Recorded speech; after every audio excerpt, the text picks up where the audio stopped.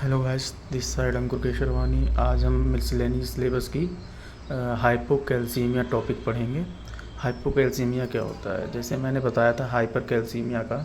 Hypercalcaemia तब होता है जब ब्लड में कैल्शियम की लेवल बढ़ जाती है, तब वो हाइपरकैल्सीमिया कहलाता है। ठीक है, ऐसे ही हाइपोकैल्सीमिया है जिसमें कैल्शियम की लेवल ब्लड में कम हो जाती है, तो हाइपोकैल्सीमिया कहलाता है। जैसे hypocalcaemia, it is a condition characterized by abnormally low level of calcium in the blood। ठीक है, if total serum calcium concentration is less than 8.8 milligram पर डेसीलीटर, यानी कि 8.8 मिलीग्राम पर डेसीलीटर से कम होता है तो वो हाइपोकैल्सियम कहलाता है। Calcium is a crucial for many bodily function including muscle contraction, nerve function and bone health. Calcium जो है हमारी बॉडी के लिए एक इम्पॉर्टेंट और बहुत ही ख़ास, मतलब कह सकते हैं, जो फंक्शन के लिए काम करते हैं, जैसे मसल्स कॉन्ट्रैक्शन और नर्व फंक्शन और बोन हेल्थ में हेल्प करते हैं। ठीक है, इसके अब सिम्टम्स देखेंगे, जैसे muscles cramp and spasm, numbness or tingling in the fingers, toes and around the mouth. का मतलब होता है जैसे हमारे पैरों या उंगलियों में हम एक तरीके से रखते हैं तो झंझनाहट सी होने लगती है, तो या काम करना थोड़ी देर के लिए बंद कर देता है। Fatigue, depression and anxiety, confusion या मेमोरीज इशूज़ भी हो सकते हैं। सीवियर कंडीशंस में सीजर्स आ सकते हैं। वीक एंड ब्रिटल नेल्स, आपको पता है कैल्शियम से ही हमारे ब्रिटल नेल्स और बोन्स वगैरह बने होते हैं। Abnormal heart rhythms, osteoporosis or brittle bones in chronic cases. इसके बाद देखेंगे हम हाइपोकैल्सीमिया के कॉजेज़। ये हाइपरकैल्सीमिया की तरह ही है, बस उसमें इंक्रीज अमाउंट में प्रोडक्शन करता है हार्मोन्स को, और हाइपोकैल्सीमिया में डिक्रीज अमाउंट में करता है। जैसे hypoparathyroidism, under reactive parathyroid gland result in decrease production of parathyroid hormone leading to low calcium level.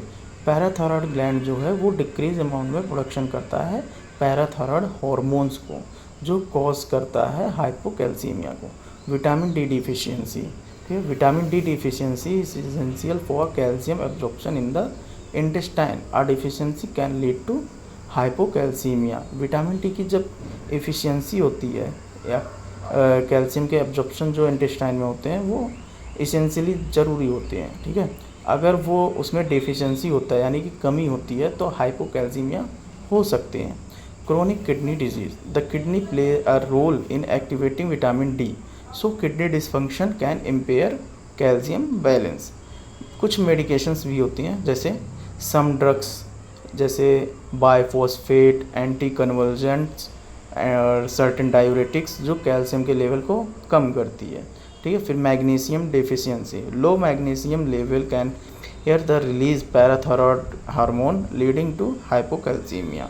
अगर मैग्नीशियम की लेवल कम हो या इम्पेयर हो जाए पैराथायरॉयड हार्मोन के रिलीज में, तो वो हाइपोकैल्सीमिया कॉज करती हैं।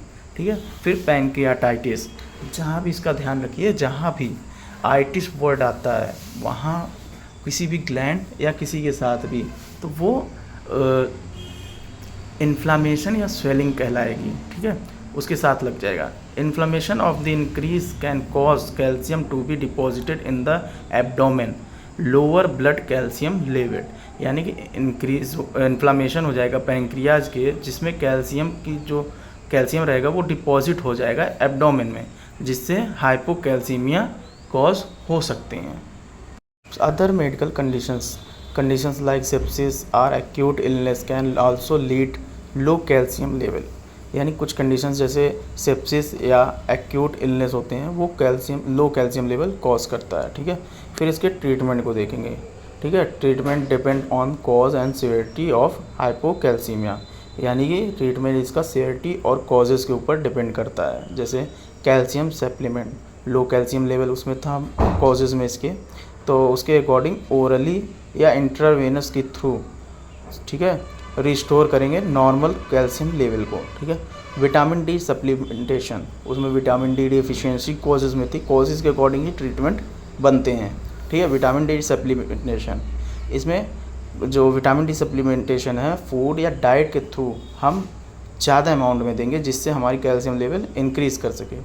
Treating the underlying cause, addressing the root cause such as managing kidney disease और correcting magnesium deficiency is crucial.